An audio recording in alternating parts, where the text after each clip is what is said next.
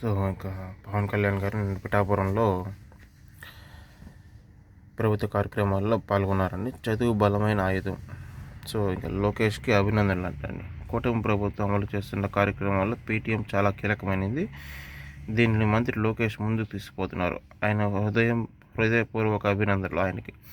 పిల్లలను స్కూల్కి పంపించాం, వారే చదువుకుంటారని తల్లిదండ్రులు భావిస్తున్నారు. అయితే పిల్లలు స్కూల్లో ఏం చేస్తున్నారు, ఎలా చదువుతున్నారో తెలుసుకోవడం వారి బాధ్యత. సో అందుకే లోకేష్ కలుగు చేసుకుని పీటీఎం నిర్వహిస్తున్నారు. కేరళలో టీచర్ తల్లిదండ్రుల సంఘం చాలా బలంగా ఉంటుంది. అలాంటి వ్యవస్థను అమలు చేయడానికి పీటీఎం దోహదపడుతుంది. సో ఇక 25 కంప్యూటర్లు ఇస్తా. శారదా స్కూల్కు సొంత నిధులతో లైబ్రరీ అభివృద్ధితో పాటు 25 కంప్యూటర్లు అందజేస్తామని డిప్యూటీ సీఎం హామీ ఇచ్చారంటండి. సో ఇక సాక్షిలో బ్యానర్ వార్త ఏం లేదండి, ఈరోజు అడ్వర్టైజ్మెంట్ ఇచ్చారు. సో సాక్షిలో అయితే నిన్న పుతిన్ గారి అలాగే మోడీ గారి సమావేశాన్ని హైలైట్ చేశారండి.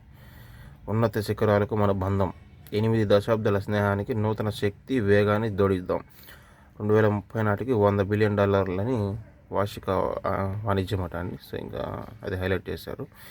ఇండిగో తెచ్చిన సంక్షోభం, గుత్తాధిపత్యాన్ని అడ్డం పెట్టుకుని వ్యవహారం. ఇక తిరుమలలో డ్రోన్ కెమెరా కలకలం ఉంటుంది. తిరుమల శుక్రవారం డ్రోన్ కెమెరా కలకలం రేపింది.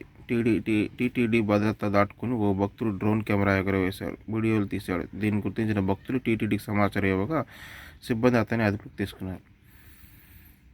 సో నిన్న మా గూడును కూల్చారు, వైఎస్ జగన్ విజయవాడ భవానీపురం బాధితుల మొర. ప్లాట్లు కొని అన్ని అనుమతులతో ఇల్లు నిర్మించుకున్నాం. 23 ఏళ్ల తర్వాత సొసైటీ పేరిట వచ్చి ఖాళీ చేయమన్నారు. కోర్టు ఉత్తర్వులు ఉన్న మా ఇల్లు నేలమట్టం చేశారు. 3 రోజులుగా భార్య బిడ్డలతో టెంట్ల కింద ఉన్నాం. న్యాయం చేయాలంటూ వైఎస్ఆర్సీపీ అధ్యక్షుడు మాజీ సీఎం జగన్మోహన్ రెడ్డి గారిని బాధితులు వినతి పత్రం. ఏమంటే అది రాష్ట్రంలో నిరుద్యోగుల పరిస్థితి ఏంటి, ఎప్పుడు కాంట్రాక్ట్ అవుట్ సోర్సింగ్ కింద పోస్టులు భర్తీ అయినా. ఇది కార్టూన్ చూడండి. సూపర్ 6 ఎక్కడ అమలు చేశారు. Start action cut, cinema shooting తలపించిన మెగా పీటీఎం. క్లాస్ రూమ్ సెట్టింగ్లో పక్కా స్కెట్. సీఎం చంద్రబాబు, మంత్రి లోకేష్ షో. ముందుగా ఎంపిక చేసిన వారిని మాట్లాడే అవకాశం. స్కూల్ కమిటీ చైర్మన్కు వేదికపై చోటు తక్కువ వైనం. గత ప్రభుత్వం నాడు నేడు ఆనవాళ్ళు కనిపించకుండా అలంకరణ. ఇక వక్ర మార్గంలో పరకామణి కేసు విచారణ. టీటీడీ మాజీ చైర్మన్ భూమన ధ్వజం. మహిళ శరీరంలో సర్జికల్ బ్లేడ్.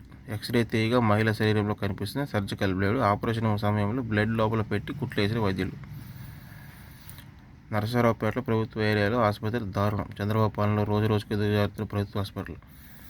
చంద్రబాబు నాయుడు కారణం కాదండి. మీ గవర్నమెంట్ వచ్చినా, చంద్రబాబు గవర్నమెంట్ వచ్చినా, ఏ గవర్నమెంట్ వచ్చినా కూడా గవర్నమెంట్ హాస్పిటల్ని అసలు పట్టించుకోరు. వాళ్ళ హాస్పిటల్ పట్టించుకుంటే మీకు ప్రైవేట్ హాస్పిటల్ నుంచి కమిషన్ ఎలా వస్తాయి చెప్పండి. మీరున్నా వాళ్ళున్నా ఇది ఇలాగే ఉంటుంది. మార్చరు మీరు మార్చరు, జనాలకి తెలివి రాదు. ఇంకా క్రెడిట్ చోరీ, బాబు బాటలో పవన్. 5 ఏళ్ల కిందట వైఎస్ జగన్ ప్రభుత్వం ఏర్పాటు చేసిన డీడీఓలకు ఇప్పుడు డిప్యూటీ సీఎం హడావుడి అంట.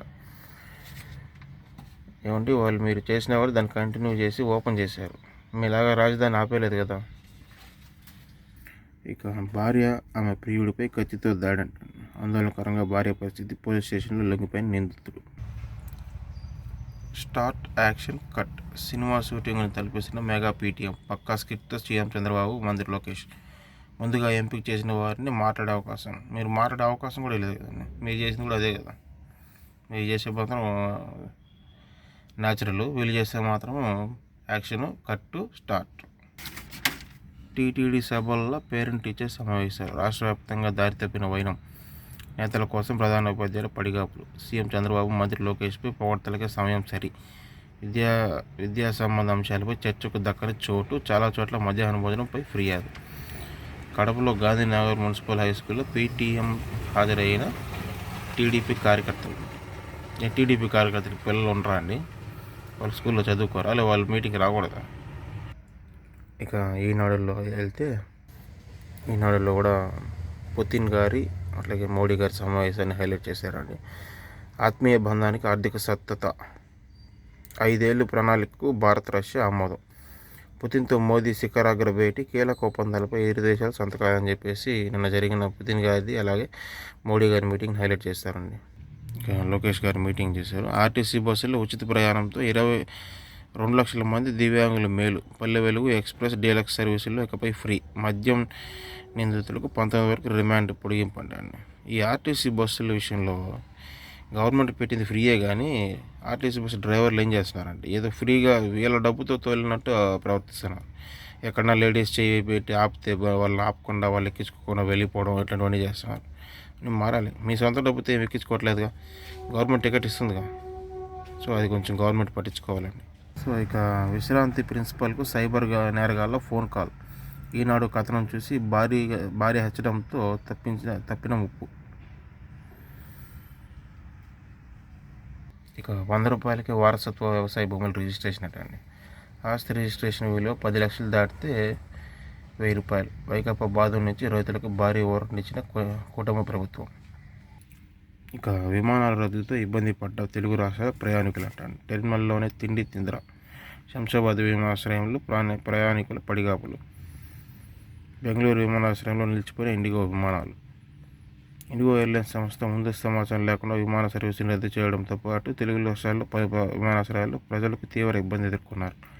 హైదరాబాద్, శంషాబాద్ విమానాశ్రయాల్లో శుక్రవారం ఒక్కరోజు 155 విమాన సర్వీసులు రద్దు చేయడంతో పాటు ప్రయాణికులు ఆగ్రహావేశాలు వ్యక్తం చేశారు. ఆన్లైన్లో విమాన సర్వీసులు రాకపోకలను యథావిధిగా సాగుతున్నట్లు చూపిస్తుండడం, విమానాశ్రయంలో పరిస్థితులు అందుకు భిన్నంగా ఉండడంతో ప్రజలు ఆగ్రహానికి గురయ్యారు. ఇండిగో ఎయిర్లైన్స్ అధికారుల సిబ్బంది మధ్య సమన్వయ లోపం కారణంగా 6000 మంది ప్రయాణికులు టెర్మినల్లో తింటూ అక్కడే నిద్రపోయారు. చంటి పిల్లలతో వచ్చిన వారు గర్భిణులు తీవ్ర అవస్థలు పడ్డారు.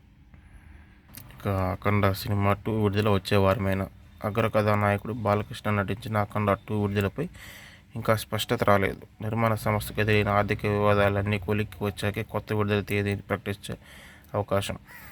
ప్రస్తుతం పరిణామాలన్నీ బట్టి వచ్చే వారం కానీ క్రిస్మస్ సందర్భంగా కానీ ఈ సినిమా విడుదలయ్యే అవకాశాలు ఉన్నాయని పరిశ్రమ వర్గాలు అంచనా వేస్తున్నాయంట. సో అదే అండి ఈరోజు ఈనాడు, సాక్షి, ఆంధ్రజ్యోతిలో వచ్చిన ప్రధాన అంశాలు. చివరి వరకు చూసిన వాళ్ళకి ధన్యవాదాలండి. వీడియో చివరి వరకు చూసిన వాళ్ళు ఖచ్చితంగా లైక్ చేయండి, అలాగే సబ్స్క్రైబ్ చేసుకోండి.